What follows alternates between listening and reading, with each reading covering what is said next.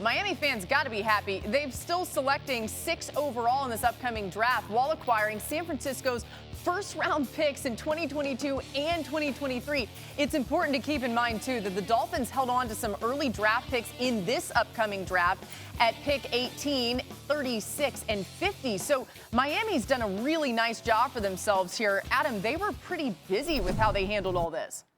Well, Laura, they went through all the machinations of what it would be if they traded out of slot 3 and then made another trade with the Eagles. And what happens is, essentially, they move back 3 spots in the first round from 3 to 6 and gain a future first and future third-round pick. So that was what they added today. They've compiled an awful lot of draft. They have essentially turned Laramie Tunsil, their former offensive tackle, into 4 first-round draft picks and a third-round pick, which is incredible to think about, but that's what they've done. With the Eagles, they felt like it was important to come back up to 6 because there are a few different players that Miami was looking at 3. With the rush on the quarterback position, one of them is going to be available to the Dolphins at pick 6. And so they might not have the first choice of the player, the exact player they want. A lot of people believe they would like to add a wide receiver, like Jamar Chase, perhaps, from LSU.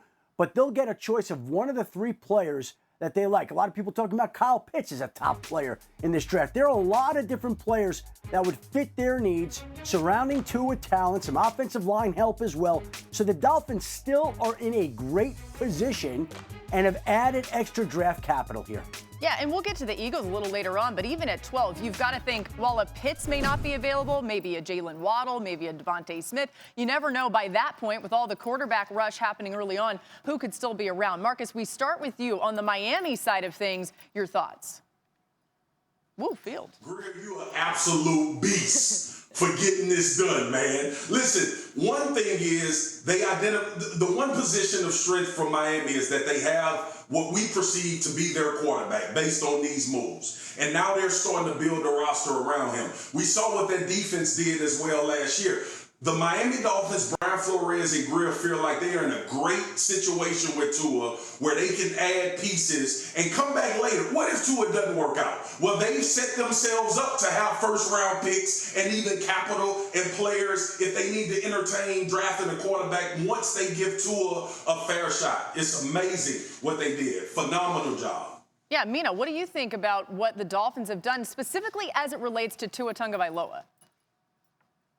Well, I imagine he's a very happy guy today because they just cast a very serious vote of confidence in the young quarterback. And he's going to really have an opportunity to succeed next year. They went out and they paid Will Fuller. You might recall in free agency, Devontae Parker comes back. They've got a good tight end in Mike Gesicki. And now with that 6th pick, they can go get Jamar Chase or Kyle Pitts. That is an arsenal of weaponry, and it makes them more capable of evaluating Tua, because at the end of last season, he was really strapped for weapons. That will not be the case in 2021. And like Marcus said, if they see him with those weapons and he's still not successful, they have the picks from all these trades next year to potentially get a different quarterback. Yeah, part of me feels like the reason why I like this trade, all of the trades, I should say, in totality, the most for Miami is to think of it like this.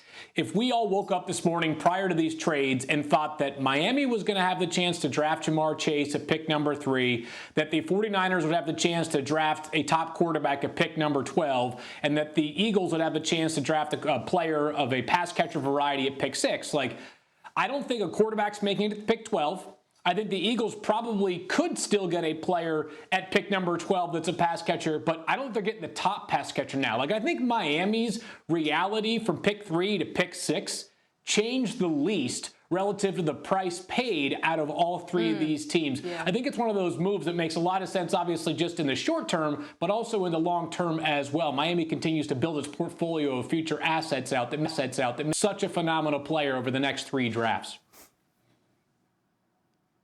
And Laura, I also think it's interesting here when you look at what the Philadelphia Eagles have done. They have acquired their own draft capital and are eyeing the 2022 draft. They already have 2 first-round draft picks locked in. And if Carson Wentz plays 73% of the plays this upcoming year, the Eagles will have 3 first-round draft picks in 2022. Now, there's not a unanimous, surefire Lawrence-type quarterback prospect in 2022, but it certainly gives the Eagles the quarterback ammunition they might need and want 2022 draft, depending on what happens with Jalen Hurts this season. It's an important point, and also when you think about it, guys, time here for two former Alabama quarterbacks in Jalen Hurts and Tua Tagovailoa. As youngsters in this NFL, it's really difficult chance to get their things together. All right, good news for Tua. Look at this. We've been saying it, but 5 first-round picks in the next 3 years for the Miami Dolphins. You see the second-round picks and the third-round picks. They are set up no matter what happens to build around Tua or maybe to find another answer. Thank you for watching ESPN on YouTube. For live streaming sports and premium content, subscribe to ESPN+.